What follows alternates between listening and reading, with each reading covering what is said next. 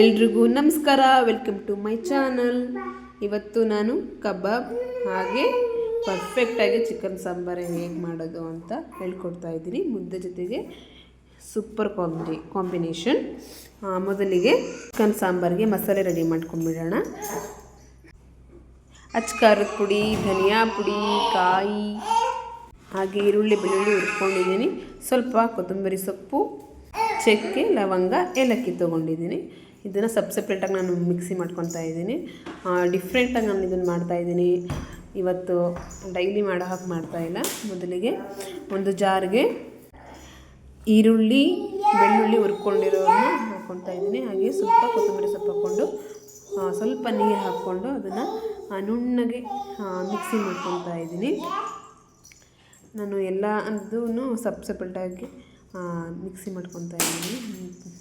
ಮುಂದೆ ವಿಡಿಯೋ ಗೊತ್ತಾಗುತ್ತೆ ನೋಡಿ. ಈ ರೀತಿ ನುಣ್ಣಗೆ ಪೇಸ್ಟ್ ಮಾಡ್ಕೊಬೇಕು. ನಂತರ ಅದನ್ನು ಒಂದು ಬೌಲ್ಗೆ ಹಾಕಿ ಸೈಡಿಗೆ ತೆಗೆದಿಟ್ಕೊಬೇಕು. ನಂತರ ನಾನು ನೆಕ್ಸ್ಟ್ ಕಾಯಿ ತುರಿ ಮತ್ತು ಚಕ್ಕೆ, ಲವಂಗ, ಏಲಕ್ಕಿ ಅದನ್ನು ಹಾಕ್ಕೊಂಡು ಅದನ್ನು ಕೂಡ ನುಣ್ಣಗೆ ಮಿಕ್ಸಿ ಮಾಡಿಕೊಂಡು ಒಂದು ಸೈಡ್ ಬೌಲ್ಗೆ ಹಾಕಿ ತೆಗೆದಿಟ್ಕೊತೀನಿ. ಯಾಕಪ್ಪ ಅಂದರೆ ಒಬ್ಬೊಬ್ಬರು ಕಾಯಿ ಮತ್ತು ಈರುಳ್ಳಿ ಅದನ್ನು ಕೂಡ ಮಿಕ್ಸ್ ಮಾಡಿಕೊಂಡು ಮಿಕ್ಸಿ ಮಾಡ್ಕೊತಾರೆ. ನಾನು ಹಾಗೆ ಮಾಡ್ತಿಲ್ಲ, ಎಲ್ಲದನ್ನು ಸಪ್ರೇಟಾಗಿ ಮಾಡ್ಕೊತಾ ಇದ್ದೀನಿ. ಈಗ ಮಾಡ್ಕೊಳೋದ್ರಿಂದ ಸಾಂಬಾರು ರುಚಿ ಚೆನ್ನಾಗುತ್ತೆ. ನಾವು ಒಂದೇ ಸರಿ ಮಸಾಲೆ, ಕಾಯಿ, ಈರುಳ್ಳಿ ಹಾಕ್ಕೊಳ್ಳೋದ್ರಿಂದ ಸಾಂಬಾರು ಟೇಸ್ಟ್ ಕೊಡೋದಿಲ್ಲ. ಕಾಯೆಲ್ಲ ಹಾಕ್ಕೊಂಡಾದ್ಮೇಲೆ ಅದನ್ನು ಒಂದು ಸಪ್ರೇಟ್ ಬೌಲಿಗೆ ಹಾಕಿಟ್ಕೊತಾ ಇದ್ದೀನಿ. ಹಾಕಿಟ್ಕೊಂಡಿದ ನಂತರ ಆವಾಗಲೇ ಧನಿಯಾ ಪುಡಿ, ಖಾರದ ಪುಡಿ ಅದನ್ನು ಕೂಡ ನಾನು ಸಪ್ರೇಟಾಗಿ ಮಿಕ್ಸಿ ಮಾಡಿ ಇಟ್ಕೊತೀನಿ.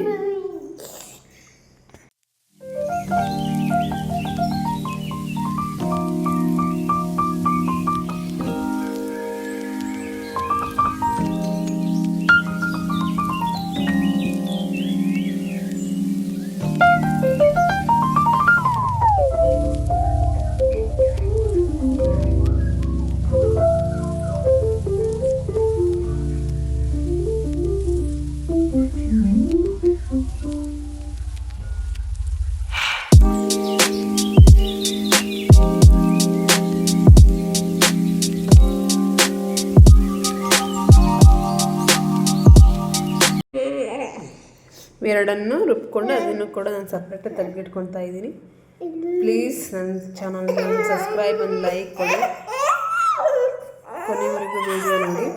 ಆನಂತರ ಒಂದು ಸ್ಟವ್ ಹಚ್ಕೊಂಡು ಒಂದು ಪಾತ್ರೆಗೆ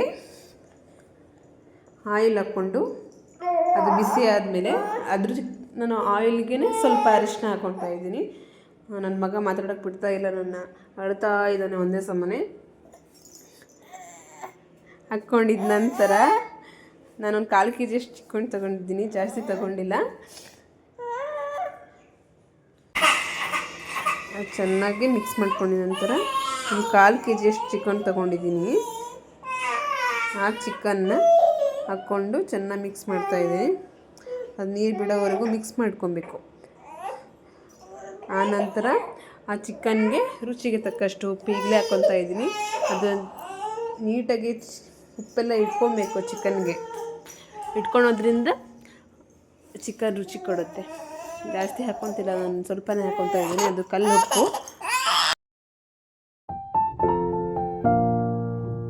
ಆವಾಗಲೇ ಈರುಳ್ಳಿನ ನಾವು ಸಪ್ರೇಟಾಗಿ ಮಿಕ್ಸಿ ಮಾಡ್ಕೊಂಡಿದ್ವಲ್ಲ, ಅದನ್ನು ಅರ್ಧದಷ್ಟು ಹಾಕ್ಕೊಂಡು ನಾನು ಮಿಕ್ಸ್ ಮಾಡ್ಕೊತಾ ಇದ್ದೀನಿ. ಒಬ್ಬೊಬ್ಬರು ಫಸ್ಟಿಗೆ ಮಸಾಲೆ ಎಲ್ಲ ಹಾಕ್ಕೊಂಡು ಮಿಕ್ಸ್ ಮಾಡ್ಕೊಂಬಿಡ್ತಾರೆ, ಅದು ಸಾಂಬಾರು ಟೇಸ್ಟ್ ಕೊಡೋಲ್ಲ. ಅದನ್ನು ಹಾಕ್ಕೊಂಡು 2 ನಿಮಿಷ ಕುದಿಸ್ಕೊತಾ ಇದ್ದೀನಿ. ಅದ್ರ ಚೆನ್ನಾಗಿ ನೀರು ಬಿಡೋವರೆಗೂ ಚೆನ್ನಾಗಿ ನೀರು ಬಿಟ್ಟಿದ ನಂತರ ಅದಕ್ಕೆ ನಾನು ಅವಾಗ ಖಾರದ ಪುಡಿ ಮತ್ತು ಧನಿಯಾ ಪುಡಿ ಮಿಕ್ಸಿ ಹಾಕ್ಕೊಂಡಿದ್ದೆನಲ್ಲ ಅದನ್ನು ಹಾಕ್ಕೊತಾ ಇದ್ದೀನಿ. ಫಸ್ಟಿಗೆ ಒಬ್ಬೊಬ್ಬರು ಅದನ್ನೇ ಹಾಕ್ಕೊತಾರೆ, ನಾನು ಫಸ್ಟ್ ಈರುಳ್ಳಿನೇ ಹಾಕ್ಕೊಂಡಿದ್ದೀನಿ. ಅದು ಡಿಫ್ರೆಂಟಾಗಿ ಟೇಸ್ಟ್ ಕೊಡುತ್ತೆ, ಚೆನ್ನಾಗಿರುತ್ತೆ ಸಾಂಬಾರು ಅಂತ. ಖಾರದ ಪುಡಿ, ಧನಿಯಾ ಪುಡಿ ಹಾಕ್ಕೊಂಡು ಅದನ್ನು ಒಂದು 2 ಮಿನಿಟ್ಸ್ 3 ಮಿನಿಟ್ಸ್ ಚೆನ್ನಾಗಿ ಕುದಿಸ್ಕೊಬೇಕು. ಅದು ಖಾರ ಉಪ್ಪು ಎಲ್ಲ ಹಿಡಿಬೇಕು ಚಿಕನ್ಗೆ.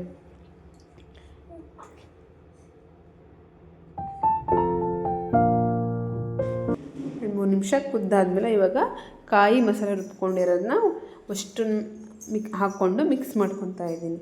ಮಿಕ್ಸ್ ಮಾಡ್ಕೊಂಡ ನಂತರ ಆವಾಗಲೇ ಅರ್ಧದಷ್ಟು ನಾನು ತೆಗೆದಿಟ್ಟಿದ್ನಲ್ಲ ಈರುಳ್ಳಿ ಕೊತ್ತಂಬರಿ ಸೊಪ್ಪು ಅದನ್ನು ಹಾಕ್ಕೊಂಡು ಮಿಕ್ಸ್ ಮಾಡ್ಕೊತಾ ಇದ್ದೀನಿ. ಎರಡನ್ನೂ ಚೆನ್ನಾಗಿ ಮಿಕ್ಸ್ ಮಾಡಿಕೊಂಡು ಸಾಂಬಾರು ಹೇಗೆ ತೆಳ್ಳಗೆ ಬೇಕೋ ಅಥವಾ ಗಟ್ಟಿ ಬೇಕೋ ನಿಮ್ಗೆ ಅನುಗುಣವಾಗಿ ನೀರು ಸೇರಿಸ್ಕೊಳ್ಳಿ. ಅದು ಗಟ್ಟಿಯಾಗಿದೆ, ನಾನು ಸ್ವಲ್ಪ ನೀರನ್ನು ಸೇರಿಸ್ಕೊತೀನಿ. ನೀರು ಸೇರಿಸ್ಕೊಂಡಿದ್ದ ನಂತರ ಒಂದು 2-3 ನಿಮಿಷ ಕುದಿಸ್ಕೊತೀನಿ. ಅದಕ್ಕಿಂತ ಹೆಚ್ಚಾಗಿ ಕುದಿಸ್ಕೊಂಡ್ರೆ ಅದು ಚಿಕನ್ನು ಎಲ್ಲ ಮೆತ್ತಗೆ ಆಗಿಬಿಡುತ್ತೆ. ಇದು ಪಾರಂ ಕೋಳಿ ಬೈಲರ್ ಕೋಳಿ ಅಂತಾರಲ್ಲ ಅದು. ನೀರು ಹಾಕ್ಕೊಂಡ್ಮೇಲೆ ಒಂದು 2-3 ನಿಮಿಷ ಪ್ಲೇಟ್ ಮುಚ್ಚಿ ನಾನು ಕುದಿಸ್ಕೊತಾ ಇದ್ದೀನಿ. ಈಗ ಕುದಿ ಬಂದಿದೆ ಸಾಂಬಾರು.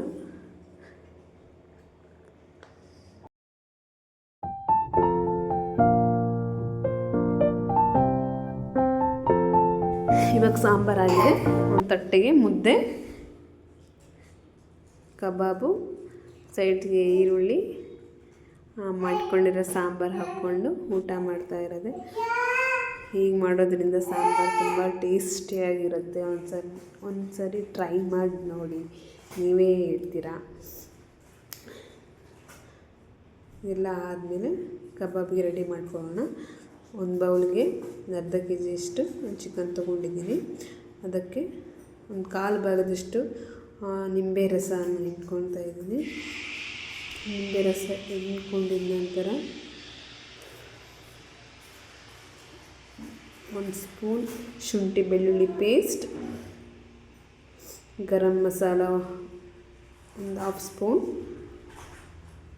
ಆನಂತರ ಸ್ವಲ್ಪ ಕಬಾಬ್ ಪೌಡರ್ ಹಾಕಿದ ನಂತರ ಅರ್ಧ ಸ್ಪೂನ್ ಅಚ್ಚ ಖಾರದ ಪುಡಿ, ಒಂದು ಚಿಟಿಕೆ ಅರಿಶಿಣ, ಒಂದು ಮೊಟ್ಟೆ,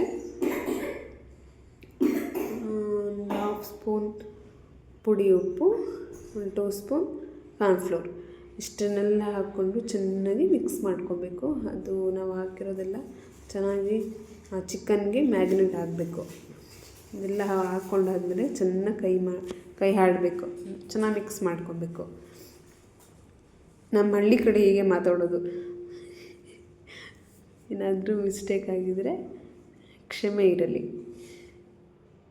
ನಾನು ಸ್ವಲ್ಪ ನೀರು ಹಾಕ್ಕೊಂಡಿಲ್ಲ ನೋಡಿ, ಚೆನ್ನಾಗಿ ಹಿಡ್ದಿದೆ. ಚೆನ್ನಾಗಿ ಹಿಡ್ದಿದ ನಂತರ ಒಂದು 15 ಮಿನಿಟ್ಸ್ ಇಲ್ಲ 1/2 ಅವರ್ ಅದನ್ನು ಪಕ್ಕಕ್ಕೆ ಒಂದು ಪ್ಲೇಟ್ ಮುಚ್ಚಿ ಎತ್ತಿಡಿ.